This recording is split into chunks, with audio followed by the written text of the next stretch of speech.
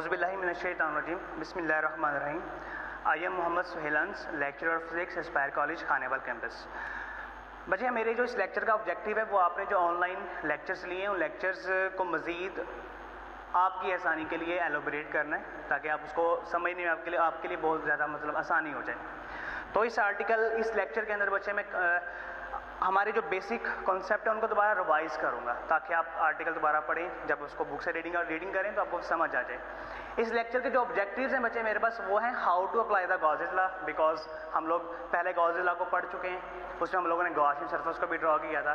फिर हम इसी में कैलकुलेट करेंगे गॉसेस लॉ को इस्तेमाल करते हुए ही इलेक्ट्रिक फील्ड इंटेंसिटी मालूम करेंगे of a conducting spherical shell. फिर इलेक्ट्रिक फील्ड इंटेंसिटी मालूम करेंगे due to infinite plane sheet of charge. फिर electric field intensity between the two oppositely charge plates. हम ये 3 टॉपिक जो है वो इस हमारे लेक्चर के अंदर वो हम कवर करेंगे। तो बच्चे सबसे पहला क्वेश्चन गॉसेस लॉ जब ज़हन में आता है, सबसे पहला क्वेश्चन जो ज़हन में आता है बच्चों के वो ये है कि how to apply the Gauss's law. हम गॉसेस लॉ को अप्लाई कैसे करेंगे? तो उसके लिए बेसिकली बच्चे 4 स्टेप हैं, इन 4 स्टेप को फॉलो करेंगे। इंशाल्लाह फॉलो करते हुए हम लोग अपने आर्टिकल्स को सॉल्व करेंगे और आसानी से आपको वो आर्टिकल्स याद भी हो जाएंगे। तो ज़रा फोकस कीजिएगा। सबसे पहला काम क्या करना होता है, हम लोगों ने गॉसियन सरफेस ड्रॉ करना होता है। और आपको बताया था जो गॉसियन सरफेस होता है बच्चे वो क्लोज्ड सरफेस होता है। अगर ओपन सरफेस है तो वहां पर हम क्लोज सरफेस को ड्रॉ कर सकते हैं। अगर क्लोज सरफेस भी है तब भी हम लोगों ने इलेक्ट्रिक फ्लक्स को मालूम करने के लिए या गॉसेस लॉ को अप्लाई करने के लिए गॉसियन सरफेस को ड्रॉ करना है। दूसरे में हम लोगों ने क्या करना है बच्चे, amount of charge, total amount of charge मालूम करनी है जो उस गॉसियन सरफेस के अंदर मौजूद है। यानी कि उस गॉसियन सरफेस के बाहर वाली, यानी कि सपोज करेंगे ये मेरे भाई गॉसियन सरफेस मेरा है, ठीक है, इसके बाहर वाला चार्ज जो है वो इलेक्ट्रिक फ्लक्स में कंट्रीब्यूट नहीं करेगा, जो भी चार्ज होगा वो इसके अंदर वाला कंट्रीब्यूट करेगा। तीसरे में हम लोग क्या करते हैं, हम लोग टोटल फ्लक्स मालूम करते हैं कि जिस गॉसियन सरफेस में से जो टोटल फ्लक्स बाहर आ रहा है वो हमने मालूम करना है। एंड में हम लोग अप्लाई करते हैं गॉसेस लॉ। हमारी जो मेन आर्टिकल जो हमारा पहला पॉइंट है बच्चे, पहला जो टॉपिक है जिसके ऊपर हम लोगों ने गॉसेस लॉ को अप्लाई करना है और अपना क्वेश्चन सॉल्व करना है वो है electric field intensity at a point P inside the hello charge. लफ्ज है बच्चे हालो, मीन ऐसी चीज जो अंदर से खाली है और साथ क्या है वो चार्ज भी है। इसका मतलब है कि वो चार्ज तो होगा, फिर कहीं ना कहीं तो चार्ज होना चाहिए। अगर वो अंदर से खाली है तो जो चार्ज होगा वो बाहर स्फीयर के ऊपर मौजूद होगा, स्फीयर के सरफेस के ऊपर मौजूद होगा। ठीक, इसी को हम कंडक्टिंग स्फीयर का नाम भी देते हैं। इसको एक टॉपिक के एंड में हम लोग थोड़ा सा मजीद डिस्कस भी करेंगे। तो बच्चे हम लोगों ने ये पॉइंट P है, इस पॉइंट P पर हमने इलेक्ट्रिक फील्ड इंटेंसिटी मालूम करनी है और करनी कहाँ पर है, इनसाइड।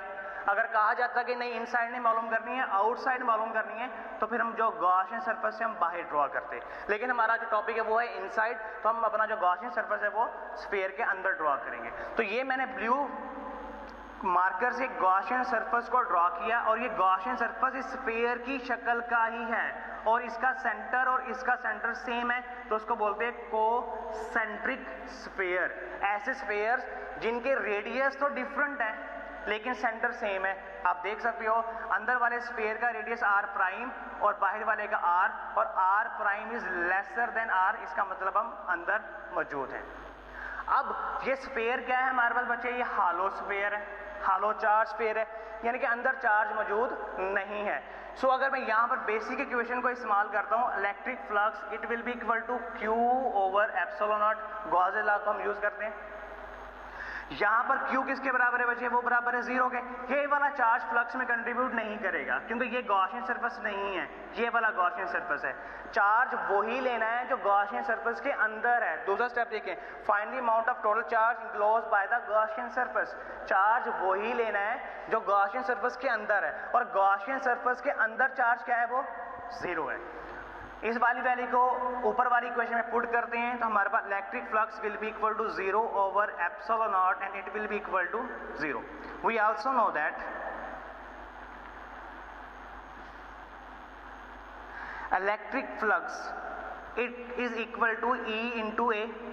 ये होता है, यहां पर मैं इसकी डॉट प्रोडक्ट फॉर्म नहीं यूज कर रहा हूं, मैग्नीट्यूड ले रहा हूं तो मैंने इसको डायरेक्ट E इंटू A लिख दिया। अभी हम लोगों ने कैलकुलेट किया जो फ्लक्स है वो क्या है, 0 है, it will be equal to E into A। अब आपको पता है बच्चे कि जब दो चीज़ें आपस में मल्टीप्लाई हों और आंसर क्या आ रहा हो उसका 0, तो कुछ पॉसिबिलिटीज़ हैं। पहली पॉसिबिलिटी क्या है कि या तो इलेक्ट्रिक फील्ड इंटेंसिटी 0 है या एरिया 0 है। अब ये स्फेयर है तो ज़ाहिरी बात है बच्चे, स्फेयर का एरिया होता है, लाजमी बात है होता है, तो एरिया तो 0 नहीं हो सकता, A is not equal to 0, so जो इलेक्ट्रिक फील्ड क्या होगी वो 0 होगी। ठीक है, यानी कि इसके अंदर यहाँ पर जो इलेक्ट्रिक फील्ड है वो 0 होगी।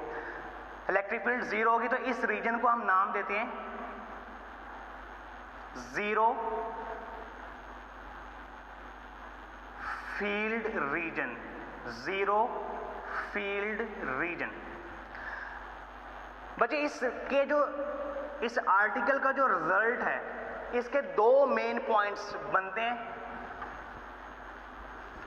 फिजिकली जो आपको पता होने चाहिए। इंपॉर्टेंट बातें, बहुत ज्यादा इंपॉर्टेंट है। पहली बात कि जो चार्ज होता है, चार्ज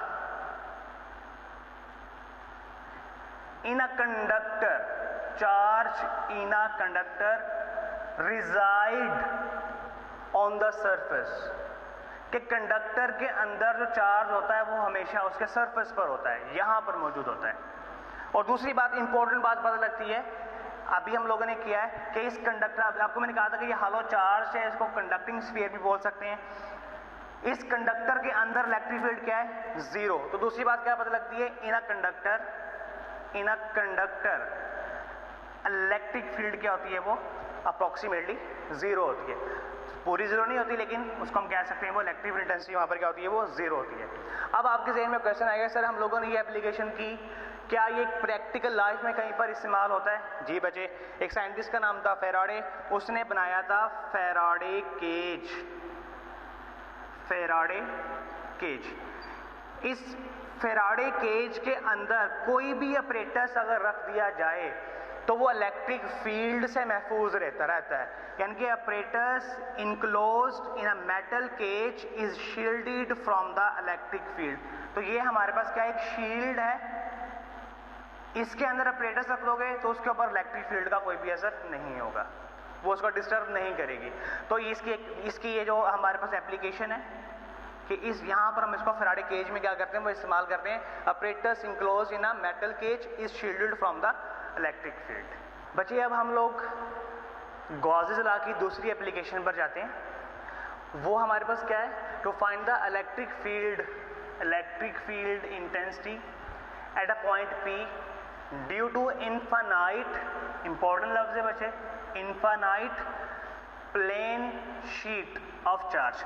अब लफ्ज है बच्चे प्लेन, आपको पता है कि प्लेन कौन सा होता है, वो 2 डायमेंशनल सरफेस होता है।